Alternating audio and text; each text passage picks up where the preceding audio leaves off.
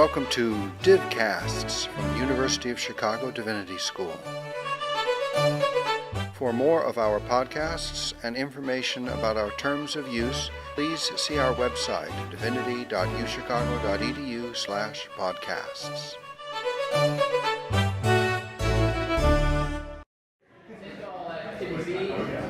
Us together. So welcome to the Fall Dean's Craft of Teaching Seminar. This is our flagship seminar of the Craft of Teaching program that happens every quarter, in which we host a distinguished educator in the field to come talk to us about their teaching and in relationship to specific courses they teach and in relationship to their specific institutional context in which they teach. I have just a few announcements and then Pete Mitchell to introduce today's guest. First is if you haven't signed up or signed in at the computer, please do so at the back of the room. Second of all, we have just a limited number, I think 5 paper copies of the packets, specifically the syllabi in the packets that I will distribute. So if you need a copy or can share it, portion those 5 hard copies around the table. Otherwise, feel free to get out your laptops and call up the PDFs for discussion, even though I think it violates Professor Robinson's laptop policy. But We're going to make 3 copies. I think we're okay. Yeah, we didn't want to. They're long packets, so we didn't want to run off too many. Also, our next event is Teaching with Fiction, which will be Monday, November 3rd at noon, with our own Lucy Pick, senior lecturer and director of undergraduate studies, and now published novelist, along with Noah Tolley, who is an associate professor of politics and international relations at Wheaton. And they both use fiction in their teaching, in their undergraduate teaching of religion courses. So they're going to talk to us about how they incorporate fiction in their classroom. And then finally, is that an art of teaching? It is not an art of teaching yet. Thanks for asking. And finally, we are pleased to announce the launch of our new Craft of Teaching blog, which, as we speak, is lighting up social media. So if you haven't seen the link, go to our Facebook group, go to the Divinity School Facebook page. On our Craft of Teaching announcements page on our website, you'll see the link to our new blog. And our blogger this quarter is Rebecca Raphael, who is a former Dean's Seminar leader, fall 2012. And she is NEH service professor, teaching professor at Texas State San Marcos. And she's a very thoughtful teacher and an excellent writer and an experienced blogger as well. So she will be posting new blog posts, I think, almost every week for the rest of the quarter. So keep an eye on her blog. So with that, I will turn it over to Dean.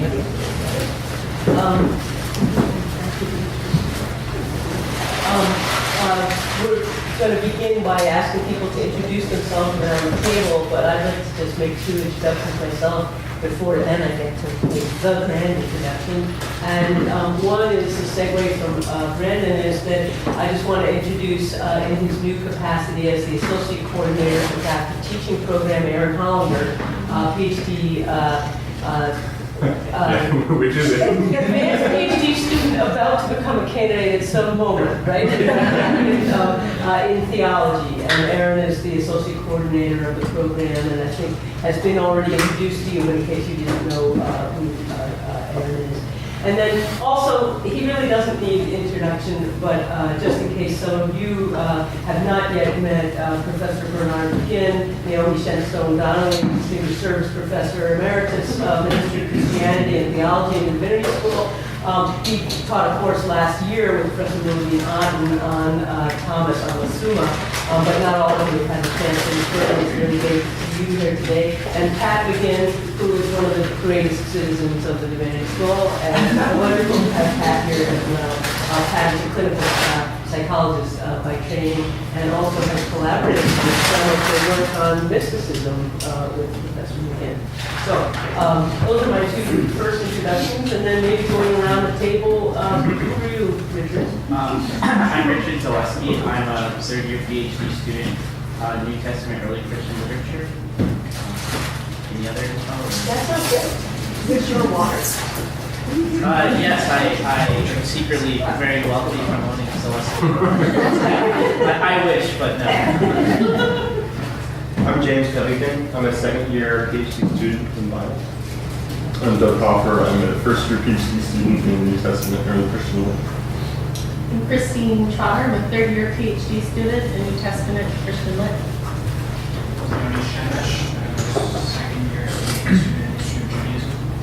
I'm Elizabeth Sartell. I'm a second-year PhD student in Islamic Studies. Michael Le Chevalier, a fourth-year PhD student in Religious Ethics. Eric Dreff, sixth-year History of Judaism, PhD in English. Elsa Marty, second-year PhD student in Theology. Daniel Lynch, I'm a fifth-year PhD student in philosophy of religion. I'm Matt Peterson, first-year master's student. Brian Newman, first-year student. Lisa Linda Hedrick. I'm a third-year PhD in theology. I'm Evan Keane. I'm a fifth-year PhD in theology. I'm Allison Gray. I'm a PhD candidate in New Testament early Christian literature. Michelle Ferris, first-year PhD student in religions in America. Karen Carlton, assistant professor of teaching theology and visual culture and a member of the CA2 committee. Sonia Kim, PhD candidate in the New Testament and early Christian literature. I'm Jordan Skornek, fifth year Hebrew Bible. Emily Cruz, fifth year PhD student in history of religion. Kelly Gardner, fourth-year PhD student in Hebrew Bible. I'm Aaron Hollander, Schrodinger's PhD candidate. And you are? I'm Alex Wilson. I'm first-year PhD in philosophy of religion. Very good. Well, it's wonderful to see so many people here representing different fields and degree programs in the Divinity School. I've been looking forward to this day for quite some time, for the opportunity to hear Professor Joanne Maguire Robinson on the craft of teaching. Joanne Robinson is Associate Professor and Department Chair in the Department of Religious Studies at the University of North Carolina at Charlotte. She holds the BA degree from Connecticut College in Religious Studies, and I found the wonderful concurrence that in looking at the acknowledgments to your book, that Eugene Gallagher was one of your teachers, and Eugene Gallagher is a PhD grad from History of Religions here, but also you made, those of you who were around 3 years, 2.5 years ago, when we had our Wabash consultation, where 12 of our alums came back, Eugene Gallagher was the facilitator for that event. So the generations in our teaching and academic study religion. So Professor Robinson holds the BA from Connecticut College, as said, in religious studies and art history. She holds the MTS from Harvard University and the PhD degree in the history of Christianity area in 1996 from the UChicago Divinity School. And she joined the UNC Charlotte faculty in that year. Professor Robinson teaches courses in the history of Christianity, medieval and Reformation Christianity, philosophy of religion, and the category of religious experience. Professor Robinson is the author of the book Nobility and Annihilation in Marguerite Porette's The Mirror of Simple Souls, which was published by SUNY Press in 2001.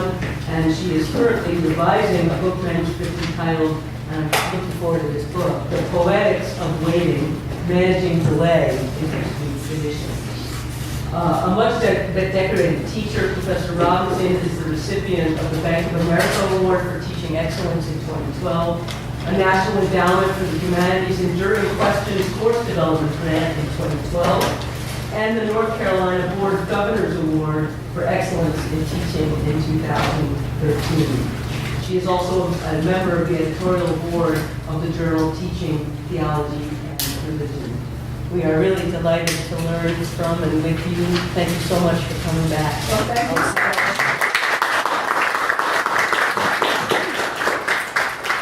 Thank you all. It's a true delight to be back in Hyde Park. And I'd just like to thank a few people here, the Dean's office, the Dean herself, Brandon and Aaron, and Inna in the office, who has been wonderful in pulling everything together. Thanks to Bernie and Pat for a lovely dinner last night. We went out on the town. And to all the other teachers that I've had over the years who really were so inspirational to me. And so if they can hear me from here, thanks to them as well. Now I'm going to start with a PowerPoint presentation. So something that I'm not the biggest fan of, and it's going to include bullet points, yet again, something I'm not a big fan of, but I'm doing it for a reason, and I want you to think as I'm talking to you, and I'm going to talk at you for a bit, how the medium might possibly change the message, whether or not the medium actually helps or whether or not it actually hinders. Because in the discussion, I'd like to talk about this question about how our coursework gets distributed and communicated to students. It's very, very different from the way it was communicated when I was a student here, and you have, honest to goodness, archival examples of the syllabi that I submitted with my job applications that I look back at and think, wow, how naive could I have been? Because I'm at a state university with 27,000 students, 5,000 of whom are graduates, very few of whom are religious studies majors, many of whom take our courses, but mostly in general education courses, which is in part why I want to talk about non-disciplinary study.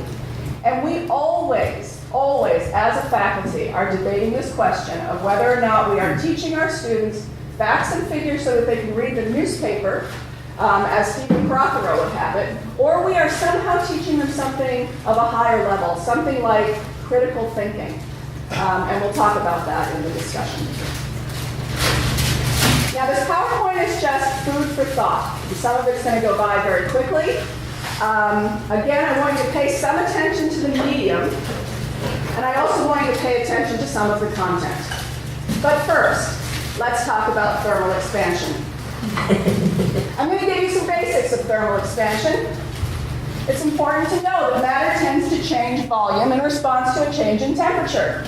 Those atoms in any of the substances that you see in front of you are going to expand and move away from each other if the temperature gets hotter. You should know also that each linear dimension increases by the same percentage with the change in temperature, assuming the material expanding is uniform. And you should also know that thermal expansion can be calculated from the linear expansion coefficient, which is the degree of expansion divided by the change in temperature. I just did a very common thing that's done in classroom, which is use a PowerPoint and read directly from it. There's an example, like in a thermometer, it moves up because the atoms in there are expanding and they're in a closed container. Fabulous. Now here we have average expansion coefficients for various materials, and I'd like for you to just pay attention very closely to the number for lead.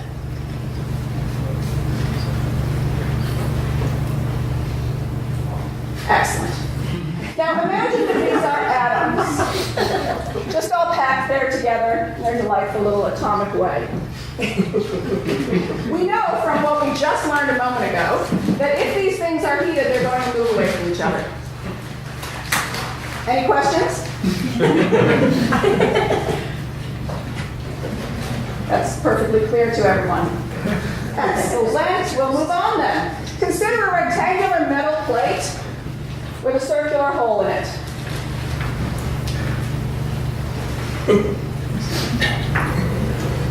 Imagine, if you will, the plate is uniformly heated. Will the diameter of the hole increase? Will it stay the same? Or will it decrease? I want you, because I'm sure you have some little piece of paper in front of you and probably a pen, to write down your answer and your reason, if there's one, or reasons, if there's more than one, for that answer. All by yourself, just in your own little world there. And I'll just go back in case you forgot the question.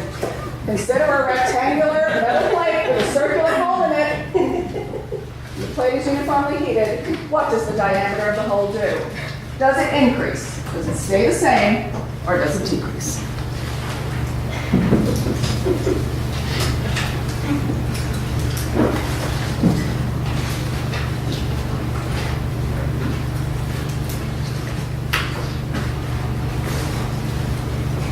I'll give you another minute to externalize your answer on a piece of paper.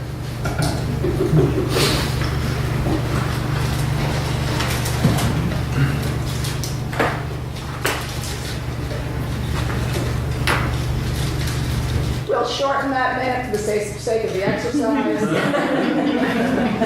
Now I want you to discuss. Turn to the people next to you and please tell them the right answer and explain to them why it is the right answer.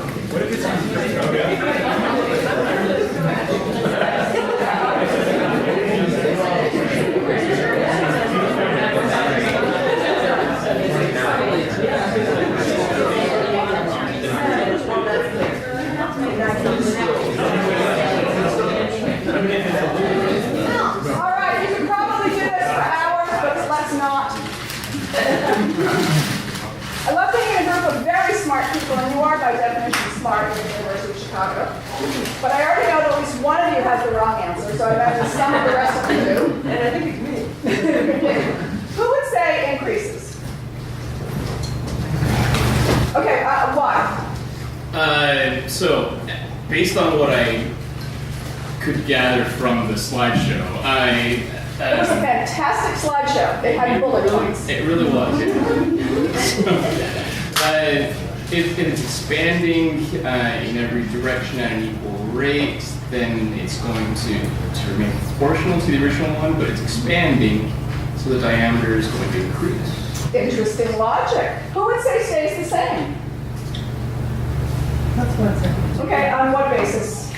The thing that I wrote down was that I have no idea why I chose this answer, so just to be honest, but yes. Okay, that's an answer. Do you have a reasoning? I guess I thought if it was expanding in multiple directions, it would maintain stasis in terms of counteract each other in the expansion. And the hand gestures help a lot. Okay. All right, and who would say decreases? Which people don't have any answer at all. Yes, and your reasoning is? If everything but the circle is expanding in all directions uniformly, then the circle itself has no choice but to get smaller. No choice. It's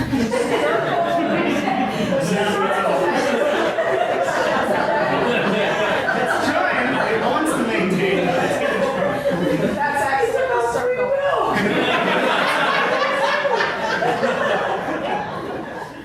Put your whole new view on that rectangular metal plate. Here's the answer. It increases, and I'll explain to you quickly why.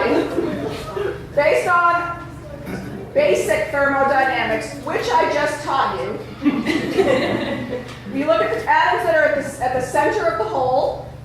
You think of them moving together. If it decreases, the atoms have to move closer to one another. They do not do that when things are heated. They just don't. There's not that kind of free will on the atomic. So if you look at the atoms in the middle of the hole, and here they are, the lighter gray, they, like all the other atoms, are moving away from each other. And therefore, the atoms at the center of the hole act like the atoms in the rest of the metal plate, and they move away. All of them do. You talked me out. Now, what you just did, A, you probably didn't expect, which is always helpful in learning. And B, was what's usually called active learning or problem solving or any number of kinds of things that you can do in a classroom. There are lots of benefits to it. I'm going to talk about first, before we come back to that in our discussion, I'm going to talk about sort of the basics. What is the sort of standard thing that happens in education traditionally? Lectures and books. So here you are, sitting, listening, occasionally falling asleep. And in fact, there was a widely distributed meme in the scholarship of teaching and learning community that had to do with this graph. It took thermal sensations off of the student's skin during the course of the day. The student wrote down what he was doing at this whatever time of day it was, and lo and behold, what we find is that during class, you are essentially dead. Now, someone will probably say this to you, and you'll now be able to say, well, actually, that entire study has been debunked. It's not true. In fact, measuring those sensations on someone's skin deals in part with outside influence and how you are stressed. People generally aren't particularly stressed during class or when watching TV, but they might be at other times. So if you see this chart trotted out as a reason not to lecture, say that it simply doesn't hold water. Now, people have discussed whether or not lectures are a good way to transmit learning to people or transmit information. There's two different things going on there, the transmission of knowledge and the transmission of some kind of thought. Here we have just one. I'm going to give you a whole bunch of like nifty quotes, because nifty quotes fit really well on PowerPoints. So here we have a lecture against lecturing, in which it is essentially saying it's not worth it anymore for us to put our effort into lecture. Regards the ordinary expository lecture as an antiquated survival. And yet we know lectures happen all the time, even now. There's a response to this in a lecture on lectures, which is funny. That's just funny. A lecture on lectures, because you have to actually lecture to give the lecture. in which this particular author is saying, you know, lectures have their own appeal. They have their own appeal because you come to it waiting for something to happen. And it may be that you're just excited to get a good seat, but nevertheless, there's that feeling of actually being a human being in a particular place where something exciting is happening. It's also the performance. It's also something where if the speaker is dynamic enough, you can get a whole lot out of it, says this particular thinker. He notes, by the way, that there's broadcasting. You can see at the bottom that the hieroglyphics of print, he says, cannot match the dynamics of a lecture, and even the devices of broadcasting can't do that. That human beings, even if one human being is talking to a whole bunch of human beings in one space, that is a better learning situation than having it broadcast to you. And here, this is old-time broadcast, not over the internet, obviously, or having it simply given to you in a book, for instance. He goes on talking about the charisma of the lecture. Now, what? A strong man is talking about. Oh, absolutely. He's a strong man, and I do believe he even has an incredible voice, a sonorous voice, in at least part of it, which is important. One of the things that this thinker is pointing out is that people who experience a lecture together feel kind of drawn in and bound by that. There's a bonding experience that happens for the group. We have, however, people even longer ago, in the late 18th century, who would argue, actually, lectures aren't worth it. Now that people can read, they can just read it in the book. And you can always go back to the book, but you can't necessarily go back to the lecture. Not true anymore when we can record everything, but nevertheless, that was the case. So, are lectures not worth it because you can read books? Well, in some ways, the ways that we have devised our curricula in so many schools is precisely, it's seen on the syllabus. You will come for a lecture, and you will read a book outside of class, and then you will show up for the lecture, and it may or may not cover what's on that book, and then you will read a book outside of class. The problem is that books are problematic too. We have a bunch of writers who tell us that throughout the span of Western history, Plato being an example. If you learn how to write, you're going to start forgetting. You're going to lose this essential capacity that humans have to know something for themselves and not to go refer to it in a book. Well before Google, the very same kind of thing going on. So you have a book, it acts as a reminder to you, but what you read in it isn't necessarily sticking in your brain. We have a little later in the 15th century, books made people less studious. In fact, the mind becomes enfeebled, which is really bad news for you guys. Nicholas Carr wrote a book in 2011, The Shallows, What the Internet is Doing to Our Brains. He makes the argument in there that he used to be able to sit and read for hours, and now he can't anymore. Why? Well, it could be that he's constantly searching for the next new thing on the internet. And so he writes his book around this and about how that changes. And interestingly, this book has been used in various educational circles to justify the paleo brain of the ADD learner. Because Carr makes the point in there that what our primitive minds were used to doing was scanning the horizon for the next new thing that was going to potentially kill us. And that constant scanning is precisely what's going on in someone's mind who has ADD, and that it is an unnatural thing to make someone sit and read a book for hours on end. It's unnatural to make them sit in a library. Interesting, worth thinking a little bit about, particularly for those who are quite happy sitting with a book for many, many hours. Now, there are all sorts of ways that people have conceived of how education or knowledge can come across. There's the lecture, there's books, and then when new technologies came along, people started imagining that they would be the great answer to education. So we have Thomas Edison and Benjamin Darrow both arguing, saying that radio is going to be the thing.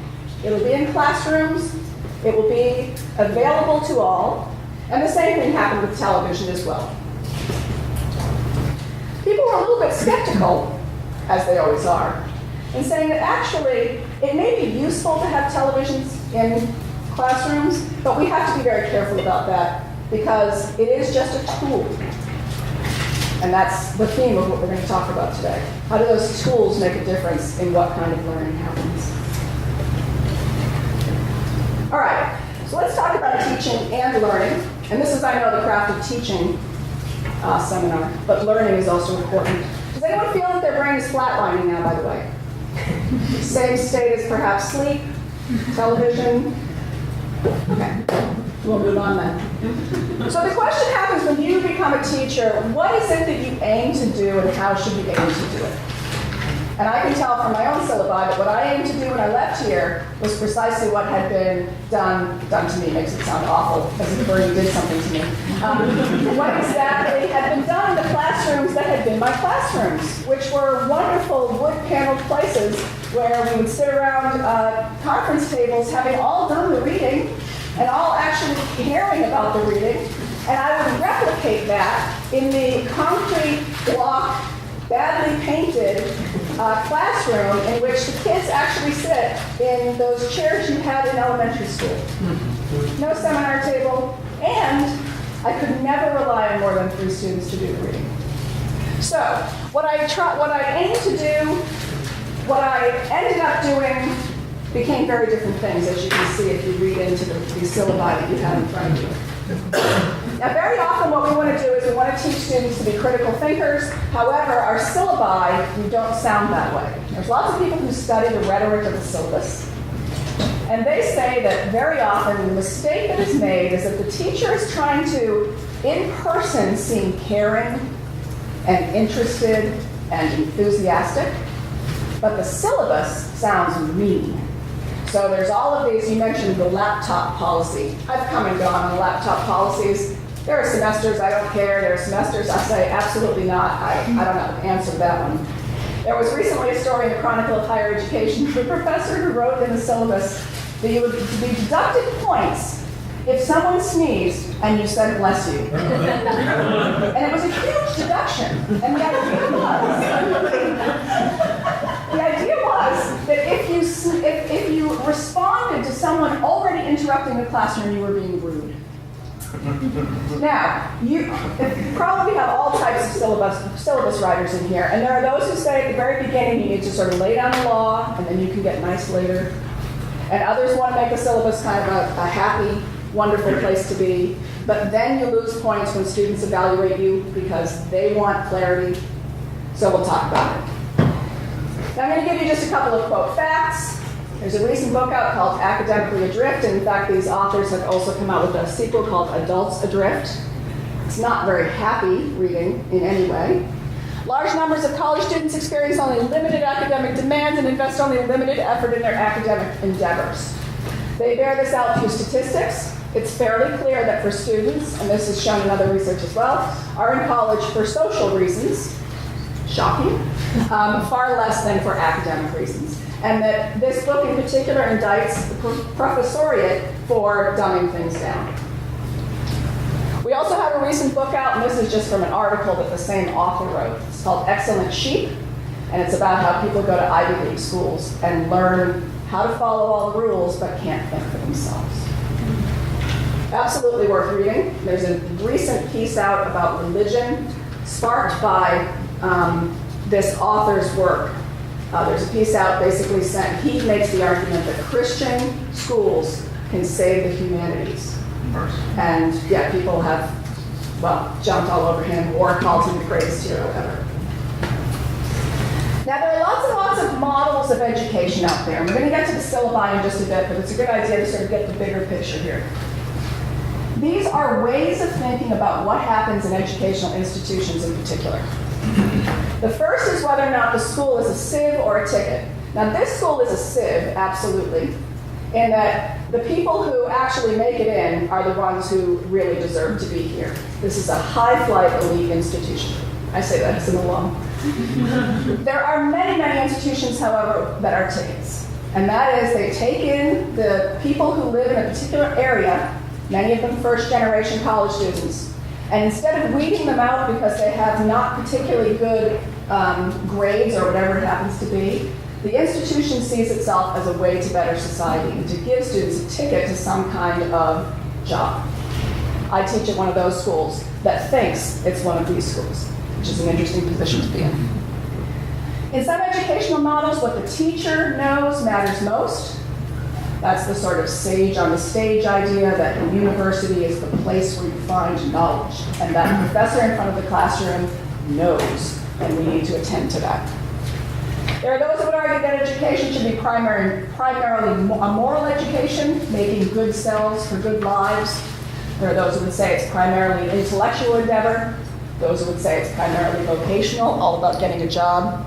For students, we know it is primarily social. That's not necessarily bad, by the way. They make lots of networks that way.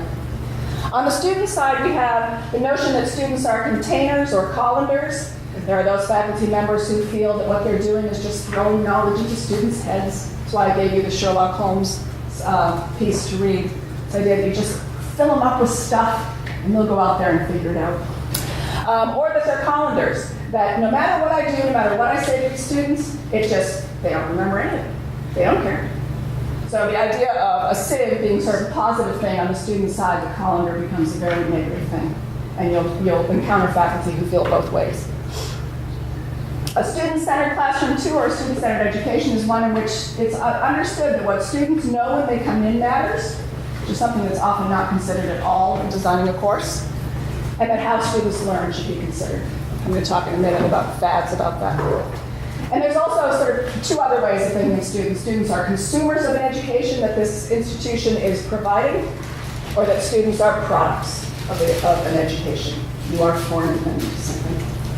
Now, none of these are mutually exclusive, and most institutions mix these things up all the time, and depending on the department you're in, who a dean happens to be, can make all the difference. Now, these kinds of educational models become educational fads. Fads come and go, and I'm going to argue today that one fad that is not going to go away is technology in education. It is simply impossible to get rid of it, but it was considered a fad when it started on. The idea that the radio was going to make a difference, televisions would be in every classroom. Now it's a computer in every classroom in K through 12, and it absolutely in college is part and parcel of what you're doing in the classroom. Here's just a list of educational fads since I graduated from this institution. Wonderful year of 1996, which was about 18 years ago. In case you have any questions about any of these, probably teaching naked may catch your eye. That idea is not actually teaching naked, although there have been people who have done that. That is teaching with no technology whatsoever in the classroom. As opposed to something like clickers. Do you have clickers at this institution? Okay, clickers are instant feedback devices. The students each have their own. You have a master one. You can do instant polling and find out what they're thinking. You can find out what they know. Kind of nifty, really annoying, almost necessary in a 150-student class. You can do quizzes on them, testing on them, etc. Now, all of these things come and go in different guises now and then.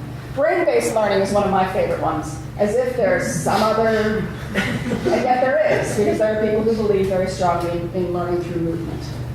Again, lots of other fads. These will come and go. Nothing new under the sun. Here's just one statement about what education really ought to do. And that is, it's to teach the art or skills involved in what you need, not to teach the tool itself. And you will find there are faculty now who say, I'm not going to use technology. I'm not going to put my classes on Blackboard. I'm not going to use Moodle because that's not teaching. Well, no, that's not teaching. That's the mechanism by which you actually get some of the teaching accomplished. That's how you communicate. And if you're not focusing on the technology itself, but focusing on how you're using it for good, I would argue you can take far better advantage of this fad that absolutely will come to some days dominate your life when you're filling out a grade form on Google. Now, e-learning is a huge thing. This is electronic learning in general or online learning. There's all sorts of parts to it. People use bits and pieces of it. M-learning, by the way, is, I think, the newest thing on here. That's mobile learning. Tweeting to your students, having things come across their phones, whatever it happens to be, so they can really do it like on the fly. Now, we're going to start our discussion in just a minute. Anyone flatline yet? You're good. Do you remember about the whole? So the whole, what happens? It increases, but why? Because they're all living. Exactly. All right, great.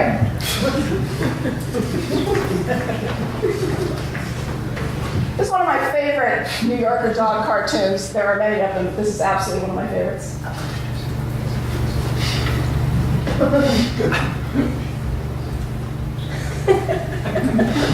Now, one of the things that we're trying to do in classrooms, I think, is to get students to actually be able to communicate what it is they know. Because after all, you can learn a number of things, like you just learned about thermodynamics. You didn't probably learn enough, though, to go and have a decent conversation at a cocktail party. And since that is a key element in life, the decent conversation at the cocktail party, you maybe should aim there for your students. And you should get them so that they have more to go on than just the simple sort of like, what? You know, I understand that you're talking about the Middle East in ways that make no sense, but I'm not actually able to talk back to you about it. It's a decent goal of education to have people be able to do that and not just come back with a woof. You will, by the way, have many students who simply woof at you. And that's, well, that will happen. Now what the syllabus is, and I know you guys all do like a syllabus designing workshop, which is fantastic. There's all sorts of questions about what the syllabus really is. Now we know that it is a communication device, so it tells the students what you expect, what the requirements are, what they need to read, when they need to do it, all of that good stuff. J.Z. Smith has been quoted as saying it's the most important piece of writing one does in the academic field. And arguably that is true. It certainly is true that if you have a good syllabus, your whole semester is a happier one. Things fall together far better. Some would argue that the syllabus is a terms of service document. So this is on the model of the student as a consumer and you as someone who is actually driving that consumption. You are setting the terms of service. You are responsible for this. They are responsible for that. All will be wonderful in the end. Some have looked at the syllabus as a legal contract, and as far as I know, any time a student has tried to make an actual legal argument about a syllabus, there's something going wrong about what was written in the syllabus and what actually happened in real life. Any of those cases, I think, have never made it very far in law courts. So as far as I know, it is not technically a legal document, but having recently become chair and dealt often with the Dean of Students' office, I can tell you that it's not a far stretch for students to see it that way, depending on how you're going to state what it is you're stating in it. Now, some have looked at the syllabus as a creative outlet, and Brandon and I talked about me sending you some of these links that are actually live, so you have all dead links in these copies, but I have access to all sorts of stuff, and one of them is a series of sites that deal with the creative syllabi. They're quite interesting. The idea is that you use the syllabus as a communication device that's actually also kind of cool and reflects who you are to draw the students in. Most recently, people have been calling the syllabus a cyber genre. It's a genre all unto itself. And starting with hyperlinks in syllabi a couple of years ago, moving on to completely online syllabi, like the things that you see in front of you in my more recent stuff, it is its own genre. My students, for instance, would not recognize the printed syllabus as you know it. They wouldn't see that as a thing necessarily, at least not out of certain classes that I teach. How many students do you have in your classes, just to get a sense for? This semester, delightfully, I have 12 honor students, but ordinarily I have up to 300, as many as 150 in a class. Generally, the standard course is 40, so your average course is around 40. And for some of us, it's a choice to teach the large classes. Some of us can do it and want to do it. But there's a balance in a faculty about who's doing what and if enrollments matter. If so-and-so is teaching the teeny MA course, then someone else has to teach all those others. Now, Lee Shulman, who's an interesting person to read, he was headed up the Carnegie Foundation for the Advancement of Teaching, or some name like that. And his stuff is absolutely worth looking at. He's saying your syllabus is basically an academic argument. You have a thesis, you're making a point, you're coming up with evidence to explain how that's so. There's an introduction, there's a conclusion. It is itself an argument. And I can look back at my old syllabi and I can say, I can see my argument, but there's no way my students could see that argument from what I wrote early on. Who knows what they were thinking? I should get back in touch with them and say, what were you thinking? When you were reading this, that, and the other, nothing was really explained to you along the way. Now here's just an example of an old syllabus. This is from around 1875. Henry Adams was asked to teach a class. He said, I don't really know anything about this, but I'll figure it out. And so he listed the things that you needed to know. No office hours. No, don't say bless you or you lose 3 points. None of that. This is it. This is what's going to be read, and this is the order in which it's going to be read. Here's one from the early 20th century. You can see this actually has some of those recognizable parts that we are used to. So you have the books that are going to be read, the authors that are going to be studied, various readings, extra reading. So we have that. That's sort of like if you've done that, move on for the advanced students. Note too that the teacher signs the bottom. It's worth noting while I'm thinking of it that if you're doing a syllabus online, very often you forget to put the date on it. They've studied that. If you're thinking of putting it in print, you tend to put the date, otherwise you tend to forget, it's timeless. Now here's an example from the creative side of the genre. So here you take the same elements of the syllabus, the course description, objectives, the requirements, attendance policy, exams, and you put it in this case, like a newsletter format. Students love this. And I am not going to tell you that you need to be in the position or in the job of making students love you, but there is a lot to be said for a good first impression.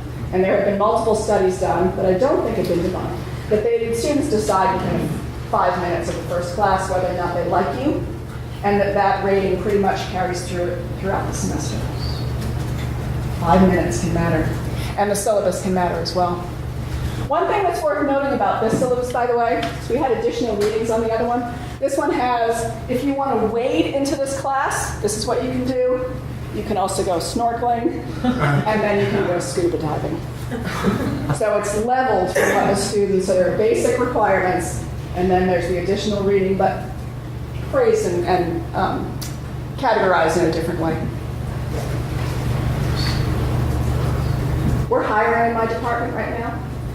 If someone gave me a syllabus that looked like this, I haven't seen any of them yet, so I don't know if this is the standard, but I would be impressed simply with someone who would have taken the time to think it through. And it is, in many ways, as I said, the same stuff. And you could argue that courses online are the same stuff. Do you know in that instance, the assessment of wading versus scuba diving? Like, can someone wade and get an A? I don't know. We can look at it more closely. It's kind of hard to read right now. Okay, that's fine. From what I can see, it looks like projects are worth 22%, so clearly I can't see that clearly. But we can find out. Dizzy enough. Now, we're going to turn to the questions in just a minute. I'm almost done blabbing at you, which is why I put this here. Again, studies have been done that students don't read the syllabus. And there were many faculty members at my institution who require, as part of their grading, a syllabus quiz. So, in order to show that you actually read it, you get a couple points, the points that you get off if you say bless you, I guess. You actually have to show that you learned. Syllabi can be like this to students. First week of class, they're shopping around for classes, 8 million people talking at them. They forget what's going on. They know the syllabus was explained to them. In fact, you read the syllabus out. They don't remember any of it. It's blah, blah, blah, blah, blah. And then they don't go back to it at the end of the semester. And I would argue that having the syllabus integrated into an online learning platform means that it's there for them, and they actually have to go to that as a thing on a device that they're already on. All right, so we have 3 major questions for discussion, and I can either leave them up here and we can take them one by one, or we can open things more generally. They are the question of whether or not the goal is to promote religious literacy, as someone like Stephen Crawford would tell us is necessary, whether it's to do something like to get people to think, to get to the next level, and whether or not you can do that without the religious literacy piece. Where that religious literacy needs to go in the curriculum is an interesting question, And there are those who argue that one of the mistakes that we make in education, and this is based on science education, is that we start with what we think are the fundamentals and work to the abstract. And it could be argued that in the humanities, you might actually do a better job if you started with the abstract and then let people work themselves to the specifics. We can talk about that.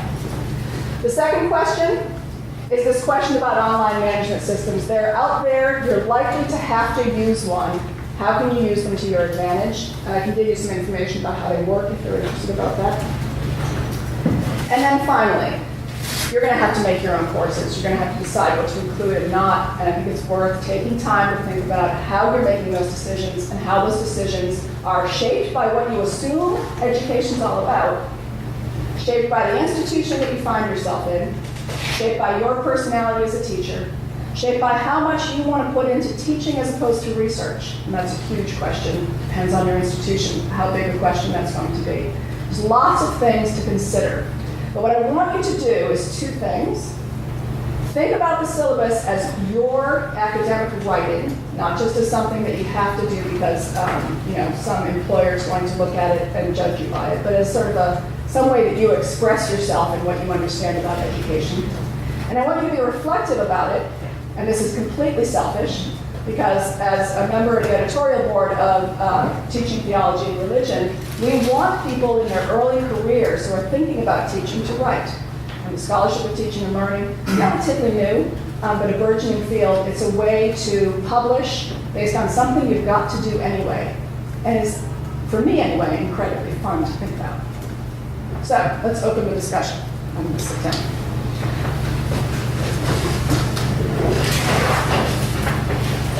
Let's start with Stephen Crocker, because he's the easiest one to take on. So he hit the media, lots of the media, a couple of years ago, essentially saying that he found out that his students knew nothing and he needed to change this. And what he meant by students knew nothing was they weren't able to answer straightforward factual questions about religions. The solution for him is to teach straightforward factual things about religion. What do you think? So I disagreed with his conclusion, but I thought his premise was, I was super sympathetic as a Bible student. Have you read Timothy Beale's? No. He has one about biblical literacy. Right. So, but I thought what was effective about his introduction and what I think is a higher goal, it relates to the wolf example, insofar as you're helping students not accrue a certain amount of facts about something, but helping them realize their own ignorance. Particularly with respect, and owning that, particularly with respect to something like the Bible, which is so influential in society, whether one realizes it or not. So I think there was, I guess what I'm saying is I don't know if I would subscribe to his glossary of facts that I saw his book ends with. Yes. But insofar as, the impulse, the pedagogical impulse of reminding students that they're, we're all pretty ignorant, depending on what we're talking about, is a helpful first step. Well, here's a question for you then. So you're designing a class, and it's a Bible 101 intro class. When you assess what the students know, are you looking for facts and figures? Are you looking for them to write an interesting paper on a small part of text? What would show you that your students got something out of your class? Well, I can only speak from my experience as a TA in my class in the Intro to Bible here, because it was helpful to me in seeing how the assessment didn't revolve around facts so much as it revolved around a student doing their own self-assessment at the beginning of the course on what they know and don't know, and then returning to that self-assessment at the end of the class and seeing where they've grown. And I thought that was really helpful. That's a really great idea. Absolutely. Yes?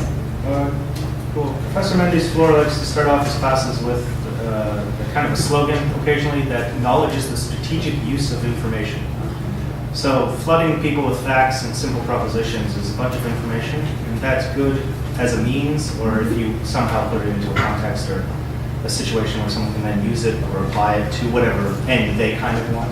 But how can you know that? As a teacher, how can you know what you're doing will at some point be somehow strategically advantageous to a student? That's where maybe the assignments would force students to apply the amount of information you're giving them to And what do you want them to apply it to? That's an interesting thing. Is it their personal lives to make it more interesting? Is it that you want them to be political activists? Is it that you want them to be teachers themselves? Well, for me, I mean, that would have to depend on what the student's trying to get out of the course.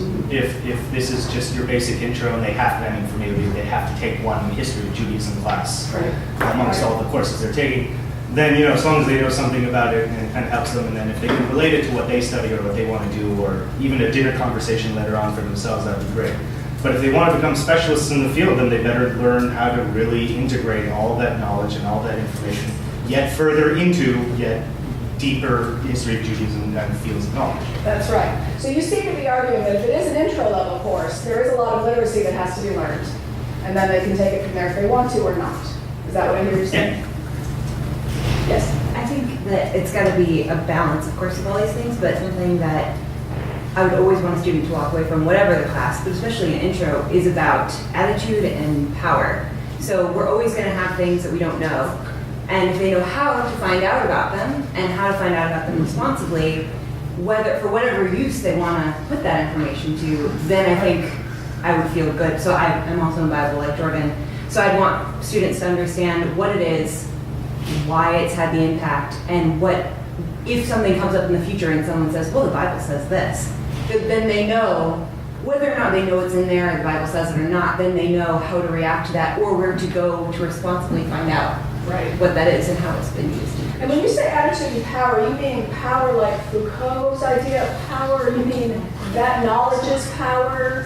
I meant it like in a sort of general, I guess tool maybe is a better way. Yeah. Okay, that's good. It's just, when you said that, I thought, when I was applying for this National Endowment for Humanities course grant, where they gave me about $25,000 to develop a class, which is a pretty tremendous thing. Thank you very much, National Endowment for Humanities. I had to come up with an enduring question, and I thought back to what I've been teaching, and for me, the thing that had all of my courses were really about, it turns out, was about order and boundaries. That's really what I care about somehow. Like, that was the thing. So you said power, I thought maybe that's what it is for you. Maybe ultimately, you know, if they come away with something, they'll at least come away with an awareness of that. For me, it was, as I wanted my students to come away with an awareness of how arbitrary so many things we take to be natural are. And that's embedded in all the courses. At least I can see it. I don't know that the students can see it. Since you bring that up, I'm interested in how that class went, because the syllabus was very open-ended. Yes, okay, so that class. You have that syllabus in front of you, and it is like the candy store of classes by design. So I have one child in Suzuki violin, and both of my kids went to Montessori school. And I watched those teachers do what they did. And I thought, you know, there's no reason that we can't have that kind of mix of structure and following what really interests you in a college classroom. So I decided to do it with this class, and basically what I do is I hand them out a bunch of possible topics, and they decide which ones they want and what order they want them in, and then they have wild cards of which ones, so they pick sports, and this time around, and human relationships, and I don't even know what else. So I then read what I need to read, so it's incredibly fun for me. And they order the class, they order the blog, they order their own blogs, and then they order a class blog that goes into it. And for certain students, it is like heaven. I don't give letter grades, I just give quantitative evaluation throughout the semester. And some of them love it. Others hate it. It makes them so nervous. The idea of simply learning for learning's sake is so foreign to them. They want everything quantified at every moment. And I taught in London last year, and the system there is very, very different. American students are taken aback at how their professors don't talk to them. They'll send email, never hear back. They'll say, you know, I finally get a hold of the faculty member and say, I don't know what book I should buy, and the faculty member will say, well, buy the one you think will help you the most. American students, this does not fly. It does not. And for me, the pedagogical challenge of getting them to see that it's okay to read because it's interesting, and to go to the grocery store and look at the international food section and say, huh, it's called international food. But how odd, Mexican food's over there. It's been integrated into the usual food. How interesting. It takes a lot of training. They want dates, times, places. They want rubrics for grading. They want all that stuff. And I've tried it all. And I've hated some of it. I've kept some of it. So yeah, that course went really well for me. It goes really well for really good students. And some not so committed students actually think, oh, wait a minute, there's more to this. So I have a couple of engineers in there now who spend their days doing things like theology.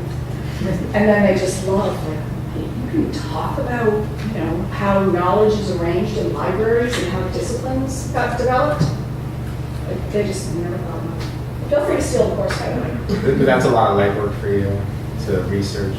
It is. But again, I made a decision way back. I knew, given the library that we had at this institution, I couldn't get much research done. And then I managed to have a kid. I got tenure and had a kid. And then another kid. Welcome to life. And I love teaching. And so my energy has gone into the teaching. And the research gets done, but it doesn't get done with the same passion, which I never could have predicted when I left this place. Not in a million years could I have predicted that. That sounds like my dream course to teach and to take on. Feel free to take it. I would be curious about how your colleagues and the administration where you teach responded to that type of lack of structure or... Oh, they know nothing about it. Okay. My follow-up question is how much do you have in that sort of radical? I mean, I do think it's still, that's a radical move, so how much do you... Especially in state institutions. Yeah. So this is the state institution's vision of it. Money from outside the university? Excellent. That's all they care about. That's all they care about. So they literally don't know, or they just don't get it? The university literally doesn't know what's, well, they can look at my syllabus anytime they want to. The question in my department is this religious studies? And fortunately, in my department, we had a number of people who just are in various fields, trained in Emory, critical literary stuff, and so we have a hodgepodge of people, which is a problem. As I was talking to Brandon, it's probably because you can be very, very vulnerable to the administration deciding you can go anywhere. But it also is an incredible strength because you can get away with teaching courses like this. And we're big enough that I don't have to teach Intro to Christianity every single semester, which I love teaching, but enough. Sorry, I'm asking a lot. If you were to make that more religious, more appropriate to religious studies, that kind of class, how would you design? If it wasn't about boundaries, let's say, could you do that with I'm going to do that. With a straight up disciplinary topic or not? Well, I've done it in little pieces in other courses. I've had, for instance, students do a critical examination of textbooks in religious studies, and so they have to look at what's in there and what's being defined as religion, and then what kind of categories they use in there to explain it, and how those cross or don't cross, and how it all fits together. So I've done bits and pieces of it. I could do it all in religion, actually. I may do that. I think I'm going to take on that challenge. But I'm going to have to think more about it. You can steal it. It is in a way that, actually, you know what it is? It's sort of in a way the introduction to religion course, I think. Yeah, right. Ritual, profane, Buddhism. Throw stuff in there, no one needs to know. But I don't know how to figure it out. Yes. Can you talk more about your assessment? I mean, you said it's all qualitative feedback. I mean, in the end, you have to submit a grade, right? In that one class it is, right. But I am fairly clear about whether or not I think they're on the right track. I'm very clear at the beginning of saying, if you're hearing interesting questions back from me, you're doing really well. If you're not writing at all, you're doing really poorly. So I think I give enough feedback. And in general, here's an experiment I did. So when I taught this class before, I talk about edgy. I walk into the class, the second to last day of class, and I had a whole bunch of cards, and I had a random display of grades on one side, and then I just randomly assigned student names on the other side. No correlation whatsoever. And I handed out the cards, and I said, with their name side up, and I said, turn up your card, and you'll find a grade. Please comment. So they immediately personalized it, right? Because a grade obviously applies to them. It's going to be a name on one side and a grade. And so the students who were doing so well, some of them got C's and D's and F's, and they apologized for letting me down. And the D, C students were just overjoyed that I had recognized their brilliance and how much they loved the course. It was fascinating to see, absolutely fascinating. And of course, I couldn't even say that it really meant nothing. No, I came in all. You came with the course. Came in all here. So in that way of giving feedback, are you writing more than you ordinarily would? Yes. If you were assigning a letter grade. And then how is that working formatively for them in terms of what they're learning? Do you see a difference? I do, because I hear from them that it's the only time they actually hear anything meaningful from a faculty member. Because they are used to online assessments that come back with an automatic grade. Everything's automated, particularly in introductory courses. You just don't hear back. So they are reading comments They and are. engaging. They are. Although I will give you a bit of advice. So I spent 15 years annotating student writing. I would explain how commas shouldn't be used this way, and endlessly, first in handwriting and then on each one, I spent so much time doing that. And then I read this piece called Minimal Marking, William Haswell. And he says, you know what, you're doing no one any favors. Students don't read them, and they don't learn from them. And what you need to do is highlight the things that are problematic and let them figure it out themselves. And it has just changed my life. So I will comment at length because I'm not spending my time commenting on comments. And I do think a big part of my job is teaching writing, but I don't think that means teaching comments. I'm over that and burn up. Can I ask more about the types of assessments you design and how you match what is a really sort of free and creative type of course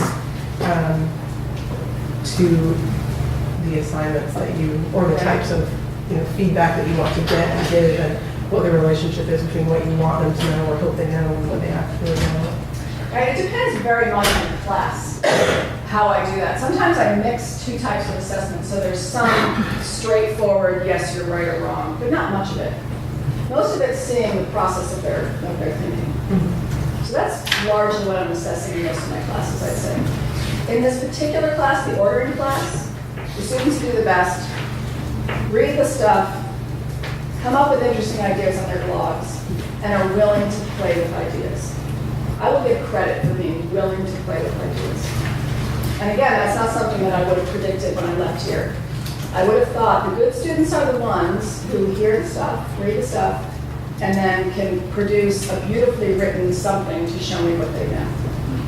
And I'm far more likely now to think, all right, I need to know that they get this thing, but I don't need a really long piece about it. 500 words, that's well-reasoned. I'm looking for that. And I have used rubrics in the past. Some people love them. They feel inhuman to me. Even in a 150 student class, it's kind of necessary in some ways. But I just feel like I don't have any connection with the students at all. And it's just sad to me. I can't stand it. And so you do that regularly throughout the quarter rather than, so you're constantly kind of checking in to see how they're progressing. And if you look at the syllabi that I gave you, the draft syllabi for job applications, and then a couple years later, and then what I do now, clearly I was just doing the midterm final paper. That's it. Now they get feedback all the time. And there are days I think I've caved into some kind of cultural change, and I just need to stop. And I want them to not give into all sorts of cultural stuff with my kids or whatever. But maybe I caved in this regard. Maybe they so expect it that I've become it. I've become what my students expect of me. But I also think pedagogically it makes a lot of sense. Who wants to be out there wondering if what they're thinking or imagining or doing is even vaguely right? Yes? Well, it strikes me that, of course, when we talk about literacy outside of that article, we're talking about the ability to read and the ability to write. But we're also talking about, if you're talking about Stephen Prothero's idea, it's a body of knowledge. Well, I said apart from Prothero. And I think literacy within a venue, not just knowledge of that, but knowing how to read within the study of ethics or the study of Bible. Yes. And also knowing how to write within those disciplines. And that is absolutely true in an upper level course, but what you'll probably be doing is teaching some general education and some introductory stuff. And so one question you have to face is, in those courses, is your job to create mini-U's, or is your job something else? And it's a good question because there's a lot to be said for disciplinary ventures of all sorts. But there's also a lot to be said for learning outside of a discipline, because these students, anyway, don't really know how to learn very often. You're going to ask me to find that because I'm probably not going to be able to. But I think it's true. They're not able to learn on their own. How's that? And you guys aren't that much older than many of the students that I teach. Yes? I was struck by, in your presentation, especially the slide of fads since 1996, which sort of summarized a lot of things.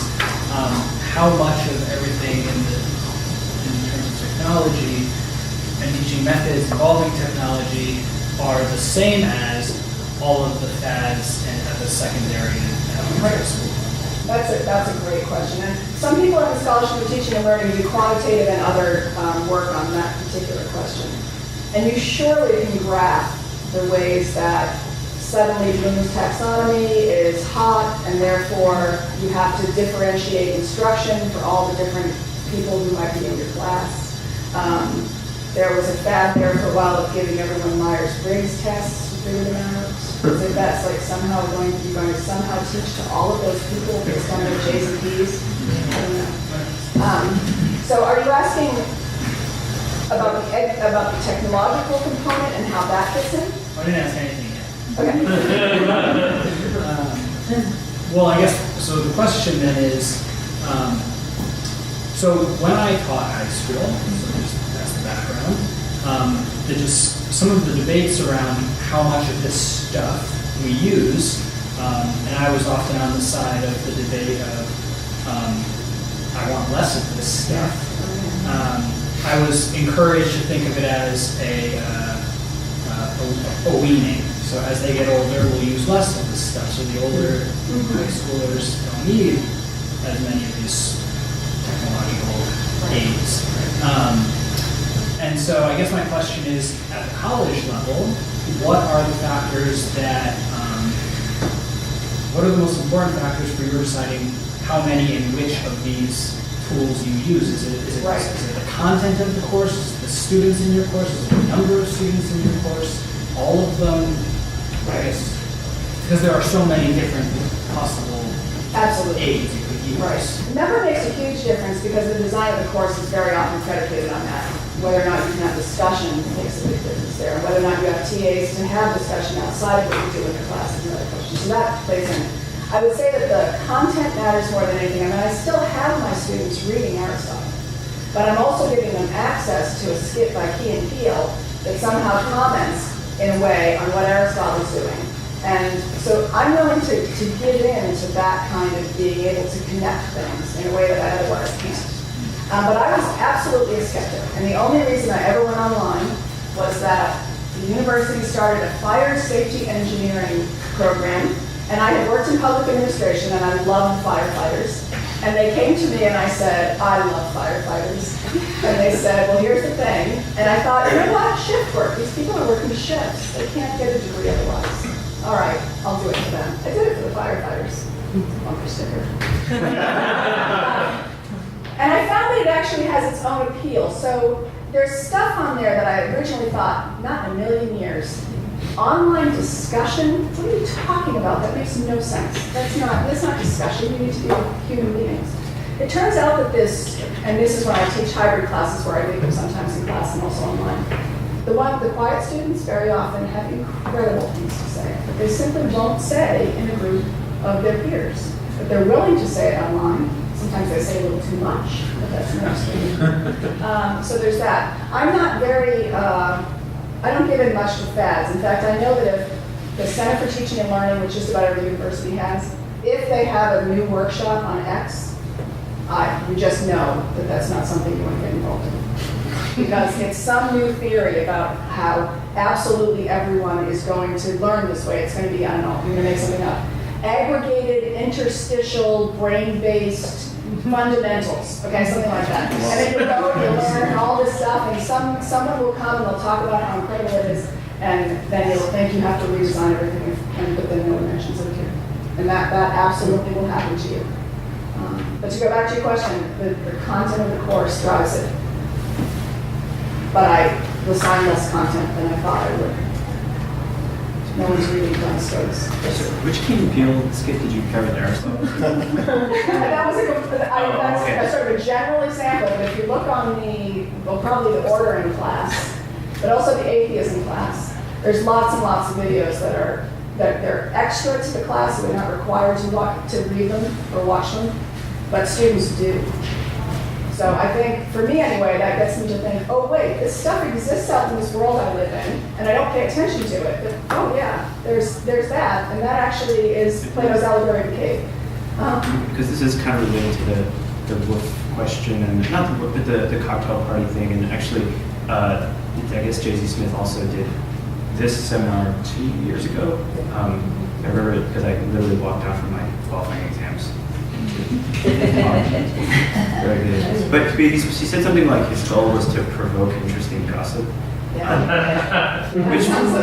which is amazing, but also obvious. It's a little, and the cocktail party thing, they're both a little bit humble, right? Because especially, I assume we all are here because we think really it's important, and that seems demonstrably true. So beyond somebody who's not being a political activist, like you mentioned before, right, in terms of kind of general discourse and things like that. But one thing, even just TA this morning for the intro course, the question of bringing like pop culture references, or like not just pop culture references, but like things like that into the discussion of everything. So I mean, I asked that not just because I think that shows funny, but because actually it seems really important in a way to bring in things that people can kind of latch onto and relate to.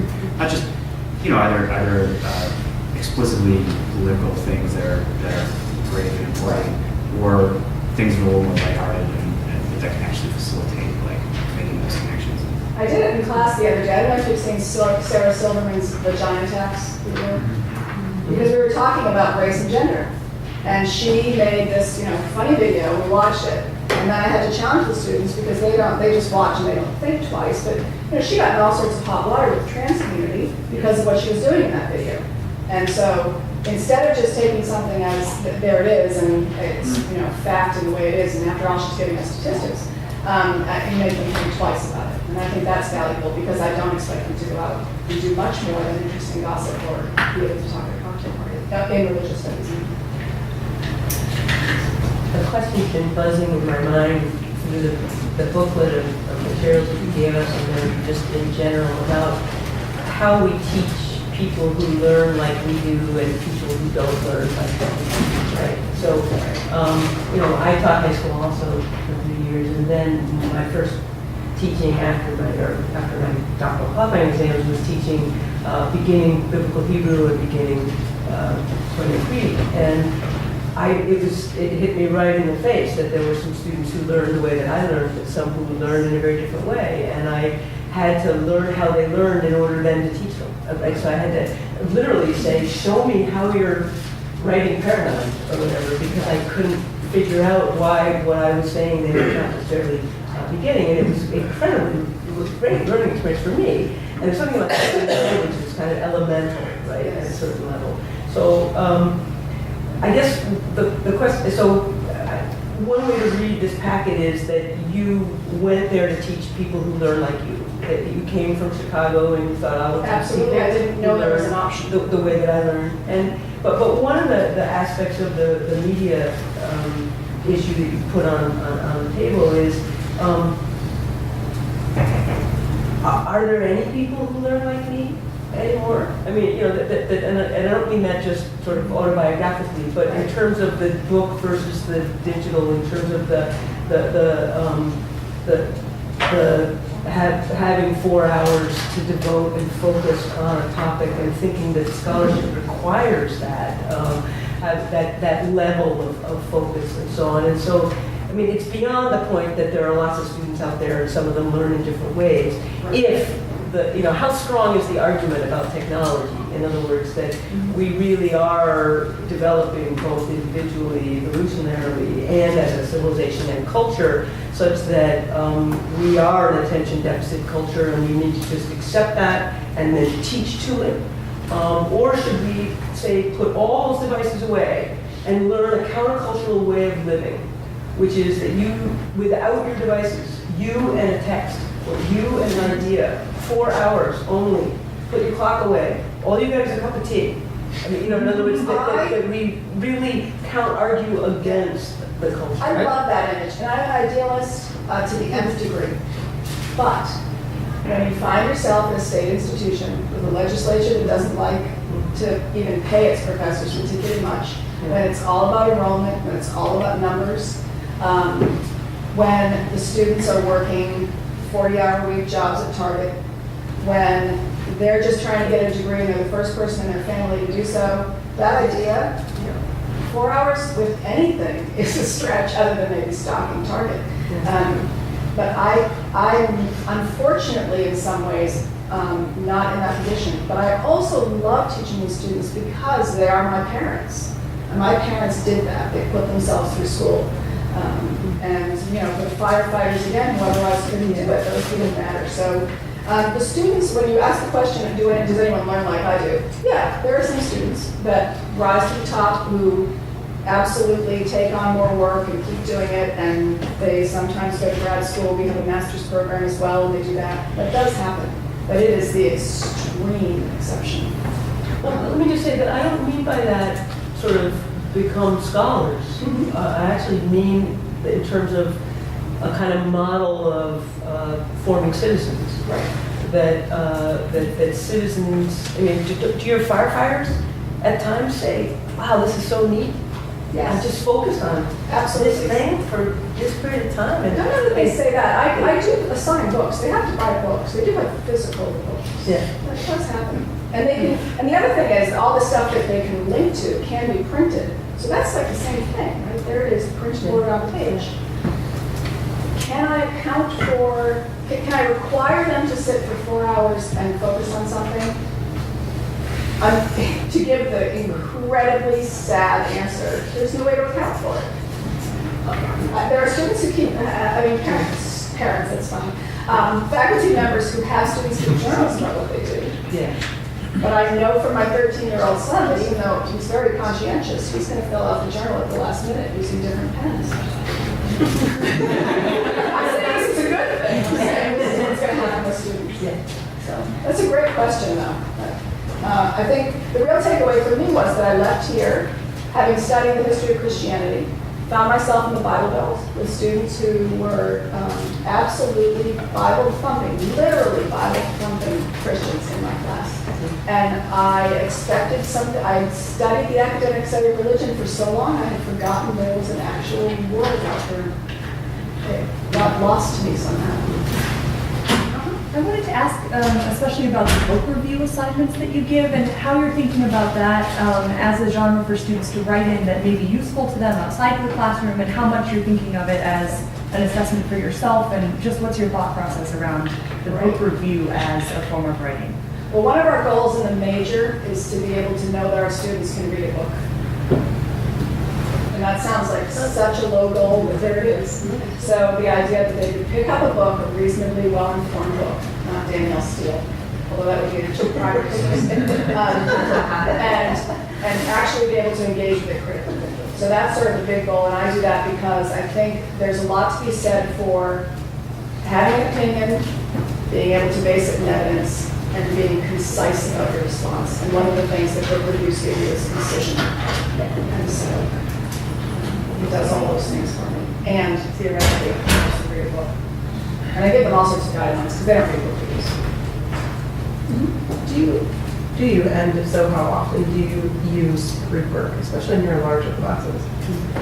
I do a number of group work. So I teach a course on death and the afterlife, and for that class, they always produce board games in groups. And that is fascinating. Students generally don't like group work because it happens as you can imagine. There's a couple people do all the work. So-and-so never answers my texts. It's like, it's totally not going to happen, and I have to do all the work, and is she better get a D on this, because, you know, you get all that stuff. So I've gotten wise, and I have a peer review process, and blah, blah, blah. I do a lot of in-class small things like we did about thermodynamics. Yeah. Short things that break things up. So I give them a problem, and this is very good. If you're in ethics, this is really a good thing to do. You give them some kind of case study. They play around with it in a group, then you discuss it as a bigger group. That's really useful. The only class that I use continued group, you know, throughout the semester where they're meeting and working on a big project is that. That and the order class, the whole class works together. It's the best of both worlds in some ways. I mean, you get less to actually assess. They're learning the real life skills for the workplace, but you also have to do a lot.